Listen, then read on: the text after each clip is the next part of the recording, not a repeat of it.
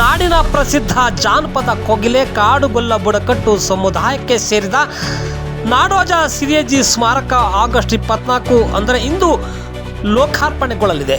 ನಿವೃತ್ತ IFS ಅಧಿಕಾರಿ Chikkappayya, DYSP TV Rajanna ಮತ್ತು ಜಾನಪದ ಸಿರಿ ನಾಡೋಜ ಅಭಿಮಾನಿಗಳು ಹಾಗೂ ಮೊಮ್ಮಕ್ಕಳ ಬಳಗ ಸದಸ್ಯರು ಇದನ್ನು ನಿರ್ಮಿಸಿದ್ದಾರೆ.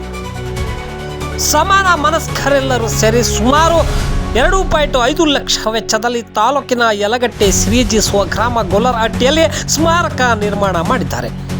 16 ಅಡಿ ವಿಸ್ತೀರ್ಣದ ಸಮಾಧಿ, 4-5 ಅಡಿ ವಿಸ್ತೀರ್ಣದ ಶಿಲಾಮಂಟಪ ನಿರ್ಮಾಣ ಮಾಡಲಾಗಿದೆ.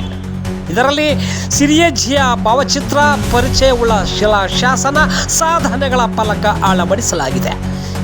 ಸಿರಿಯಜ್ಜಿ ನಿಧನರಾಗಿ ಇಲ್ಲಿಗೆ 16 ವರ್ಷಗಳಾಗಿದ್ದು, ಅವರ ಹೆಸರಿನಲ್ಲಿ ಸ್ಮಾರಕ ನಿರ್ಮಾಣಗೊಳ್ಳಬೇಕು ಎಂಬ ಒತ್ತಾಯ ಮೊದಲಿನಿಂದಲೂ ಇತ್ತು.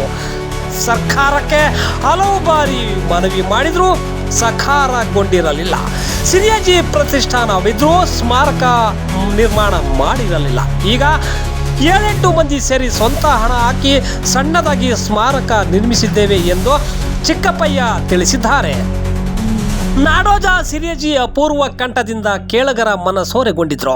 ಬಾಲ್ಯದಿಂದಲೂ ಸಸಿ ನಾಟಿ ಮಾಡುವಾಗ, ಕಳೆ ಕೀಳುವಾಗ, ಧಾನ್ಯ ಕುಟ್ಟುವಾಗ, ಬೀಸುವಾಗ ಹಾಡಿ ಎಲ್ಲರ ಗಮನ ಸೆಳೆಯುತ್ತಿದ್ರು. ಜಾತ್ರೆ, ಉತ್ಸವ, ಮದುವೆ ಮುಂತಾದ ಶುಭ ಕಾರ್ಯಗಳಲ್ಲಿ ಅವರನ್ನು ಕರೆಯಿಸಿ ಹಾಡಿಸಲಾಗುತ್ತಿತ್ತು. ನಾಡಿನ ಜಾನಪದ ವಿದ್ವಾಂಸ ಕೃಷ್ಣಮೂರ್ತಿ ಆನೂರು, ಕವಿ ಸಾಹಿತಿ ಬೆಳಗೆರೆ ಕೃಷ್ಣಶಾಸ್ತ್ರಿಗಳು, ಮಿರಸಾಬೆಳ್ಳಿ ಶಿವಣ್ಣ, ಕಲಂರಳ್ಳಿ ಮಲ್ಲಿಕಾರ್ಜುನ್ ಮುಂತಾದ ವಿದ್ವಾಂಸರ ಒಡನಾಟದಿಂದ ಸಮಾಜಕ್ಕೆ ಪರಿಚಯವಾಗಿದ್ದರು. ಕೃಷ್ಣಮೂರ್ತಿ ಆನೂರು ಅವರ ಸಾವಿರಾರು ತ್ರಿಪದಿಗಳನ್ನು ಸಂಗ್ರಹಿಸಿದರು. 1983ರಲ್ಲಿ ಹಂಪಿ ಕನ್ನಡ ವಿಶ್ವವಿದ್ಯಾಲಯ 4000 ತ್ರಿಪದಿಗಳನ್ನು 1000 ಸಿರಿ ಬೆಳಗು ಶೀರ್ಷಿಕೆಯಡಿ ಪ್ರಕಟಿಸಲಿತ್ತು. ಇದೀಗ ಶಿವಮೊಗ್ಗದ ಹರ್ನಿಸ ಪ್ರಕಾಶನ ಪುನರ್ನಿರ್ಮುದ್ರಣ ಮಾಡುತ್ತಿದೆ.